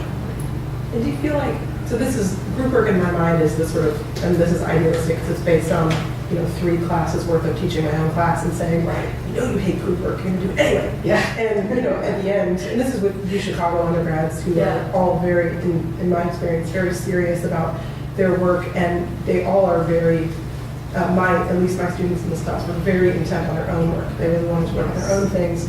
And I asked them beforehand, I just polled them and said, who likes group work? Who hates group work? What do you think? And every single one of them out of 22 hate it. And you know, they gave good explanations for why. And I was like, oh great, let's do it anyway. And it really worked wonderfully. And so I felt like it was sort of the solution to what the initial was talking about, which is, it's true, there's a lot of switching around, a lot of using devices, which in some ways I like, but they were actually focused on one idea together, not And talking to each other. And there was a lot of communication. And so do you feel like in some ways does it work for you to mitigate that divide between this block of human beings and yourself? And you know, do you feel like it helps them pay attention better, for instance? Does it help them concentrate better on one idea? Or group work in particular, in a way, yeah, because it gives them that across the semester, especially if it's a long project, across the semester. Whether or not it helps me connect with them, I don't know. I haven't really felt that in particular. I don't feel much of a disconnect with 150 students in general, in most of my classes. The classes have their own personalities, so every once in a while you have an off semester where you just can't figure out what is wrong in the room, and it continues. And then you get your student evaluations back and they loved it, or you have the greatest semester ever, and then they're just full of complaints. And you have no idea how that happened, and that's happened to me a number of times. I can't account for it in any way. Yes? Can you just back up and go through the mechanics of how you use the online syllabus movement? Because as I read your syllabi, you know, I really felt like you were almost tricking this. I almost felt like you were tricking the students. Like it was just text now online, and it was more text, and it was in fact, it was longer text in fact, and then there were additional, and part of it is the links. I didn't know if they were videos or what because they're all dead links. Right, unfortunately. And so, you know, but then now you're saying some of it is optional, so they don't factor into discussion. That's right. And are you able to track who's actually clicking and how many people are clicking and how does that work? And I mentioned the first part about tricking the students because Dean Mitchell's point, I actually take as the thesis of Carr's book, which is that it's too late. Like the plasticity of our brains is such that the way we use technology nowadays is changing how we think and our ability to concentrate. Such that we need these gimmicks now, and just to get people's attention. It's interesting you would call it a gimmick. So I can understand that, and I can understand the tricking feeling. For me, it's a question of whether or not, if I stay in the analog world completely, I cut off a whole bunch of possibilities, and those possibilities you can't link to because you have dead links. Now, I would have given you access to the course so you could play around with it. But there are FERPA regulations that make that not possible. So you would have access to student data, and that's not going to happen. We can talk about that. So, for me, it's a matter of having something that's more agile. And also, I can work from. So, it used to be I'd have a stack of papers. I would have to carry them around and take them by hand between this, that, and the other thing. It was a real pain. Now, stuff comes through the Moodle site, I deal with it there, I comment there, it goes back to students there. It simplifies my life. It puts everything in one place. It makes teaching the course again much easier. So gimmick is one word for it. Convenience device is another. And I don't think that I didn't initially do it again because I thought it was what students wanted. I did it initially for myself. This is outside of the online course for the firefighters when I started putting everything on Google, because I was so sick and tired of messing around with my syllabus every single semester. And it's probably a diagnosable disorder, someone who can't do the syllabus well enough alone. I'm that person. Yeah, it's awful. And putting it online makes it much easier for me to play around with what I want to do. Maybe that's my own mind, and the way my mind has decided this is how things work, I don't know. Am I tricking the students? They don't see it as a trick anymore because they're so used to this. They are surprised to have a class where there's just a paper syllabus. And I did a peer review recently of a colleague who gave me his paper syllabus, and there were no dates on it. It was class 1, class 2, class 3, class 4. So I had to go figure out which class we were in that part of the semester. And I don't know, my classes are that much clearer to students, I think. And he could fix that on the paper today, but students know what's happening. So anyway, I'm on the one hand a skeptic. My kids don't have devices. We don't have a television. I don't get into these sorts of fads. On the other hand, I know that my students, if I want them to do the work, it is far more likely they're going to do it if they can do it online than not. And so all the work is online as opposed to... They can get it all there. Okay, I see. This is part of the mechanics. I wasn't sure. Right. So they'll pull up a PDF of some medieval mystic, a chapter out of Heidelberg, something or other. Okay. And so they'll see it on the screen, but they're welcome to print it out as well. Okay, so So one thing that I hate is that they often have their laptops in class and theoretically are looking at the text, but who knows? They could very well be using Facebook at the same time. Now you asked a particular technical question, which is, can I tell who's clicked in?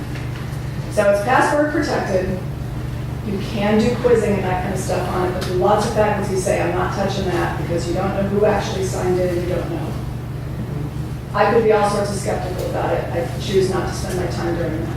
So I assume that when I see that so-and-so checked in, 3 days and 17 minutes ago, and it's that specific, then I know he probably hasn't done the reading. Maybe he'll have downloaded it, I don't know. I get semester-long statistics. I can aggregate by particular discussions or by just one student's activity in the course. So yeah, there's some big brother aspects to it. I'll tell you one thing that I will never do, and that is this thing called Turnitin. You ever heard of that? Yeah. So Turnitin is a plagiarism detection software, and it basically aggregates written words from everywhere and compares them to what the student papers you're putting through. The problem with it, word to the wise, is that you can't have students do revisions because Turnitin, once it sees a paper, remembers the paper. And so it will fail a student if the paper is significantly like their first paper because it sees it as plagiarism. And so I can't think of anything pedagogically less useful than not allowing students to revise their edition drafts. I just can't. I can't see it. It makes no sense to me at all. So I would be very wary of that. The program assigns the grade? Yeah, it does, but you can change it. But yes, it comes back with feedback of percent like this, that, and the other. And it's really useful for cheating scandals with athletes and whatever. But there's a lot of kids, it's always a discussion, especially in our university, especially on the undergraduate level. And increasingly, though, they're used to using it in high schools. Yes. Right. Don't they come to college expecting that that's how they submit their work?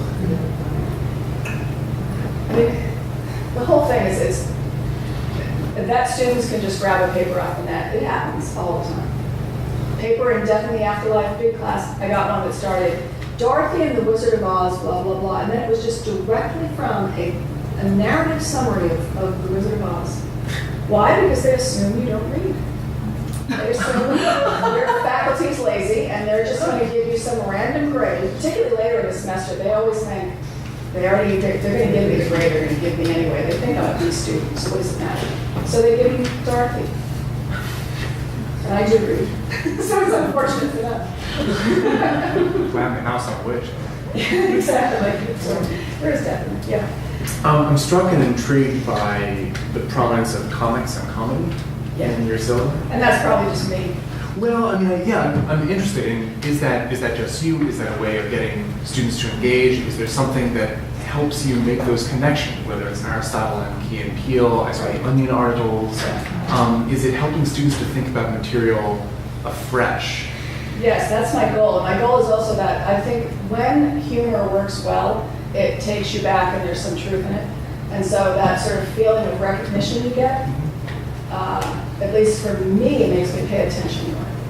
And so I like to do that because I think students need to think, and they also need to think about humor. Humor is culturally specific and it changes with time, and I bring all of those ideas in there as well. I mean, occasionally we'll talk about one of those things and Sarah said, why is this funny to us? Or I'll show them something that is in another language and people are just laughing. You're not finding it funny. Well, let's talk about that. Does this carry over into your classroom persona, or is it one of these, you're all fun and games in the classroom and then a mean syllabus, or, you sign the Onion articles, but then you want real... I think I'm pretty much an open book. I think I think my syllabi reflect who I am as a teacher better than they used to, for sure, because when I first wrote those first syllabi, I was a brilliant teacher. I was just someone who could make it look like I knew what students should know. That was what I was. And now I see it as far more complex. And yeah, the silliness that is me is embodied in those, for good or ill. I mean, I'm sure sometimes they watch this stuff and post. What's wrong with her? And that's fine. Yes. I'm just struck how different it will be for all of us to become teachers these days, where I've got colleagues now who are teaching down in the South somewhere, and they're posting on Facebook saying, hey, who's got a good suggestion for this? And so you'll see that occasional person who will say, well, I'm commenting on this just so I can follow the feed and get all of the suggestions, or to just have very smart colleagues pulling up Onion articles and putting them online. So there's a lot more resources that we have access to now. Is there no student, there's a thing called Prof Hacker, you may have heard of it or not. It's got all sorts of various articles about university life and this. Is there no blog or place where students aggregate this material? Because there should be. They do exist, they're just really, really badly done. Oh, okay. I mean, there's your job, right there. Change that. But you are exactly right. There's a whole lot more sharing. To the extent that universities are now siloed in disciplines, it is often the case that faculty are siloed in a department. So you're known as the person who does this. No one knows what you do in your classrooms unless someone comes to a peer review. But people who are interested in talking about teaching can definitely have better ideas and thoughts and ways to do it than they ever could before. In part because everyone assumed it was done one way. And I dare say, in 1996, it was done one way. You read, you came to class, you wrote a midterm, you wrote a final, you did some kind of paper. That's pretty much the standard, undergraduate and graduate for me. And that is not the case anymore. Fieldwork of various sorts, service learning, people do a lot of coming up with things like blogs. Some students blog is just new. Yes? So how do you, now with all these new possibilities of getting sort of not feedback from students, but seeing their work, or the blog, the discussion, the 5 papers per quarter that are all maybe 2 pages each, but you have 40 students. How do you manage your own work in that? And where do you decide to sort of put less emphasis on certain areas, cursory glances at the discussion, make sure that they aren't? Oh, I definitely do cursory glances at the discussions. I do not read every discussion post by any means. That's a matter of, and in fact, that's one of the reasons that something like Moodle is useful. If you trust that that student actually was on and you see that they made 32 discussion posts over the course of the semester and you read a few of them and they're of reasonable quality, but reading them all would absolutely. As I say, my research has slowed down because I put so much energy into teaching. And that's a mistake that, maybe it's not a mistake, because it hasn't been a mistake for me, but some people absolutely consider it a mistake, particularly pre-tenure. You have to be very, very guarded about your time. Don't say yes to committees. Don't do anything you don't have to do, and that includes extraneous grading. And I will tell you, the university most likely cares about your research and cares very little about your teaching unless you are qualified. And that can change over the course of your career, but early on, you have to be very, very careful. So I would advise short things across the semester. You've got to read them and give feedback. But I don't annotate student writing anymore. That obviously was a big time sink that wasn't. But I spent a lot of time communicating with students and thinking Clarify about that, you're saying you're giving us cautionary tale about pre-tenure teaching, focusing Yes. too much on teaching. Yes, I think it's important. Let me just say that it's an institutional thing. So if you're in a small liberal arts college and you have a 3-3 load or whatever, and you have small seminars, and the assumption is that you're at a teaching college, then teaching will matter a whole lot more. Your students will be more demanding. You will be doing much more for them and with them. If you're in a situation like I'm in, and that's probably true of small Christian colleges as well, I'm just guessing. If you're in a bigger university, state university, teaching is not an important thing. And I would advise you too that if you end up at a campus you do not want to stay on that campus, you figure that out quickly. Your research is what's going to get you out of there. Teaching is not going to do it. However much I think teaching is the most important thing that I do, it's not necessarily valued in the academy for all sorts of reasons. And here I am, as if like, why am I here talking about teaching? It doesn't matter. It matters ultimately so much to these students, because if you don't do it well, who knows what the person in the next classroom is doing. So like when you're grading papers and you're just highlighting rather than annotating, do you find that those students later come back to you and say like, hey, like this part you highlighted, I just cannot figure out what's wrong about this. Can you help me? Occasionally, because I give them a place to go to where they can find the answer. Okay. And I make them revise again and again. Okay. So you see improvement with the next paper, they're not making the same common mistake. You're right. Exactly. And then it seems to continue in a way it never used to before. So before, I'd make a comment and they would fix that comma. Right? Because that was obviously the comma I was putting out, but they wouldn't move to the rest of the paper or any other papers. It was just that comma for them that needed fixing.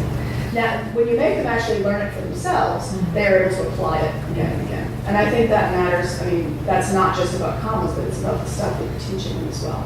Is there like a book you refer them to, or is it like a student writing center? What's the best way to get I've done it different ways. I've done Strunk and White's Elements of Style, because I think they actually will read it cover to cover. Okay. Sometimes, way back when I made this, if I make this comment, I mean this glossary for them. So like, if I write ick in the margins, it means I don't understand what you're talking about. If I write, P, it means you might want to consider a new paragraph here. So I did that for my personal commentary. Now, it's just a big yellow smear on the paper in a Word document that says, I don't know what she needs for me to do, but I've got to do something. And I do actually give other feedback. I just don't give feedback about easy to fix things. So then, with your minimal marking, you're doing these highlightings. Do you then also give a note at the end of the paper giving feedback about overall? Okay. And I have no idea if that means the student is blah, blah, blah, blah, blah. But what I say is, here's what I hear you telling me. Here's how you've done that. Here's what you've done really well, and here's what you might want to improve. So when you're revising then, are you going back to the original document? I am, because I save them electronically. See, if I handed them back in old analog form, I wouldn't see them again and I have to rely on my memory. Now, I actually have that document, my comments, I've got their new documents, and I can go back and compare it. So that's like gold. Electronic gold. Yes. One of the last craft teaching events we had was about creativity in the classroom. We had a high school teacher come in and he was telling us all about how he thinks about creativity, and he gave us some assignments, and he was loosely kind of thinking about creativity as a step beyond critical thinking. We teach our students how to critical think and then they put holes in everything, but now we need to push them a step further. So I was wondering, I haven't perused all of the of your assignments in here, many, but you have a lot of creative ones. So he was trying to push us to think about how can we, to get away from the essay, you Right. know, and to think beyond it and in other ways. So I was just wondering how you think about creative assignments.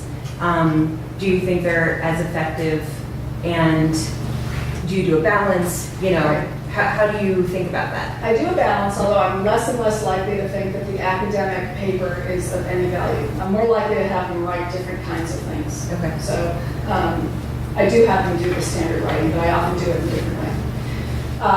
Creative projects came about for me, or creative assignments, because I couldn't take it anymore.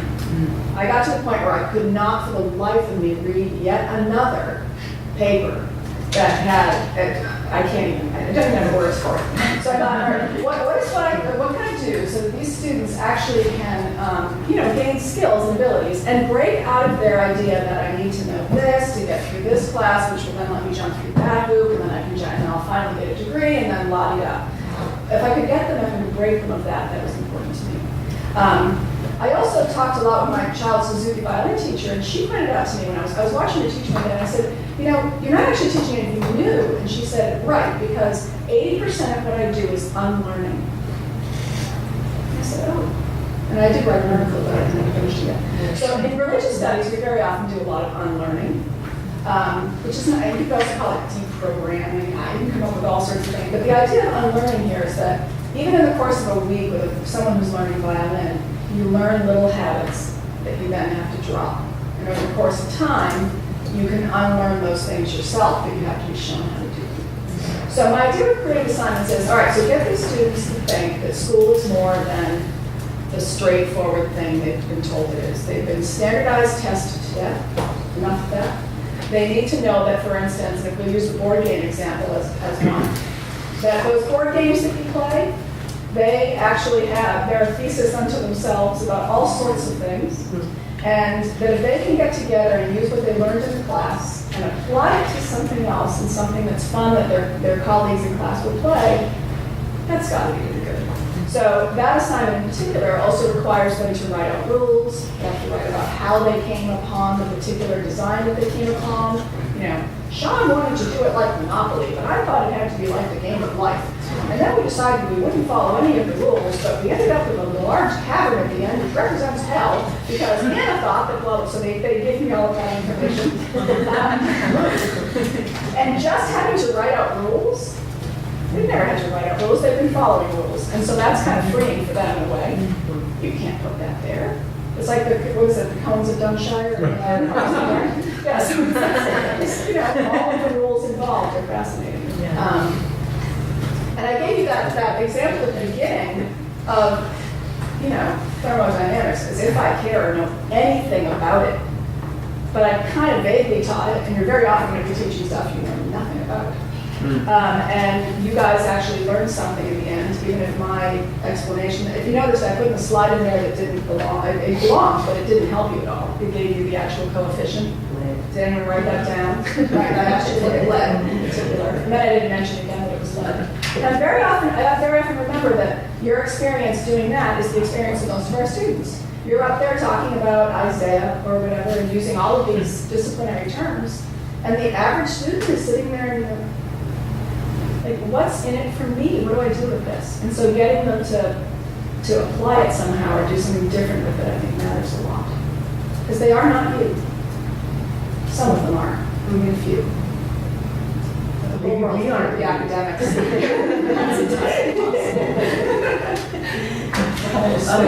Can I ask a final question as we're wrapping up? That you chose an ironic presentation with the lecture, and you did learn some things, I think. I don't know if you quite showed that you were a SNF population, just kidding. But you did communicate with us. So how is a lecture? Or was this something else? I mean, was this not a lecture, but it was a kind of informal talk that did some of the work of what a lecture might have done? Or it wasn't only an object lesson in what not to do, because communication took place here, I think. And so would you say a little bit about your own ironic framing with the, if I'm right, that there's irony in... No, absolutely, but I'm going to ask you, so how did it strike you? I did, after all, if you remember, ask you to pay attention to how I was doing it. You may have forgotten your opinion about atoms, but yeah. I thought it was excellent. I mean, it relates to the question I asked. Well, what was it? What was it? I took it as a comedic breakthrough and an undoing of something we expected to let us see things fresh. That was done. I've had better comedic breakthroughs, but yeah. I appreciate that. So, but do you see it as a lecture? Did I lecture? Did I entertain? Yes. Because I'm afraid of entertaining. And it's really hard to tell when you're doing one or the other. So there's substance, and then it's put in a certain professorial package or a certain electronic package or whatever. Are you entertaining, or are you just being who you are? And then it's a good question. Go ahead. I thought it was for me, more of a talk than a lecture. Because here, when we have a lecture, I'm really focused on just the person speaking. And I didn't really feel the need to take notes here. And it felt more informal. So I can't say that I didn't learn anything, but it was a different level of engagement with you. And the amount of information that I got out of it is different than what I've been trained to get for someone that speaks for an hour and a half. That's right. So it felt more relaxed in terms of the learning possibility, but I can't say that I learned in the same way or even maybe as much. Right. So I'm not sure. I feel more comfortable in the classroom that way, but I'm not sure I feel comfortable with the amount of material. If this, not from your lecture, not from your, I understand exactly if I what were you're in a classroom, I'm not sure I would feel satisfied that I got as much out of the course as I might have expected. No, that's perfectly fair, absolutely. That's right. And if I were doing that in class, if it were Death in the Afterlife, they would be taking notes. Okay. There'd be stuff going on. But yes, there would also be visuals. I don't use bulleted PowerPoints ever. I use visuals, a picture that we sit and look at. I don't do that. Occasionally I'll pull out a quote. But that kind of bulleted quote, it's complete throwaway knowledge. It looks like something, but it's not. Is it really teaching you anything? It may make you think for a second, but what is that? Brainy quote. Yeah, I would say that it was not a lecture. I'm not even sure that I would say it was a talk, but it was an exercise. Because of the fact that before you started, you said, I want you to think about, sort of at a meta level, what's going on. So from the very beginning, I was evaluating you. I was not listening to you, just listening to you. I was judging you. Don't tell me you're judging me, because you made my day. That's good, because I did precisely make it as an exercise. I mean, I've been thinking about it was interesting being asked to come and do crafted teaching. I thought, okay, so I've spent my years crafting syllabi, and now I need to craft it. And what I thought of was an experience. So I knew it was a seminar, but I wanted to craft an experience. That was what I was aiming at. And so I thought of the sort of meta thinking about teaching while I was doing something that appears to be teaching was probably worth doing. And students, they're critical in one way. They will, comment on the fact that you wore that same thing 2 Tuesdays ago or whatever, but they're not critical. They don't think about what you're doing. And so in some ways, it's a call to responsibility to you to say, bullet point PowerPoints, sure, that aggregates information, but doesn't make anything. And that stuff can always be put on, and I could just take that, I could have put it online. You guys could have looked at it by yourselves. Different experience, same information. I think there's one more comment. Just that knowing it was an exercise and knowing that in some respects you're trying to give a bad example, I didn't really buy into it until we started having a conversation between each other. I was just sort of one of those like, well, this is sort of some throwaway stuff, right? I mean, like I might be asked to respond to it, but it's not really. I'm not here to learn about aerodynamics more. So I didn't buy into it. I mean, I think the exercise worked, but I was already suspicious of the lecture aspect of it, the conveying of that information. Right. Oh yeah, well, also because I was sarcastic about it anyway, and also because of the setting. This is not a setting where thermodynamics is taken all that seriously very often. Exactly right. Did you appreciate appreciate the experience, what happened in the room when you guys all started arguing with each other? Well, yeah, I mean, that's the... One of the things that happens in classrooms is that professors very often feel that they need to control everything all the time. That's the standing up there controlling it. And when you actually give them a problem to work out amongst themselves, that's what happens. People are laughing, and a lot of you are laughing at yourselves probably, because you figured, how could you think that? Because I'm smart, and you're smart, and how's that? But that kind of buzz in the classroom is absolutely worth putting in your teaching something that's beyond that. And as someone who's going to be evaluating people's model syllabi, I'd love to see creativity. I want to see someone who actually thinks about it and is going to walk into the classroom and make a difference to students. And I said before, the institution may not care very much, but the students care, and your department very well may care what they want. Does the university care if they see that lots of students are signing up for your classes all the time, though? I mean, being a good teacher, it seems like would engender larger interest in the student body, which would be a kind of a feedback. In a way that, again, state institutions very often are very siloed by discipline, so there's the business school and the College of Health and Human Services and blah, blah, blah. So the little world of humanities, which gets shunted to the side. And yeah, they care that people are in your classes. What they really want is majors. They want to know that there's majors in religious studies, and that's hard to get. Well, we're at our time, and I want to invite everyone to join me in giving thanks for an excellent.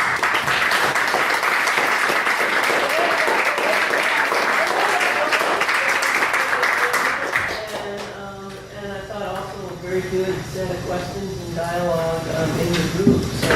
So, as you know, we archive these online, and this is a stellar contribution to the ongoing discussion of fact of teaching, different every time. And someone I learned if you make it online, you can research. Yeah, exactly. If any of you have any questions outside of what we talked about, if you have a syllabus that you're making up and you want me to just look at it, this is an outside observer, feel free to send it to me. It's my name, Joanne.Robinson at UNCC.edu. I'm happy to help. Thank you. Thank you. And I am 2 minutes late for my own class.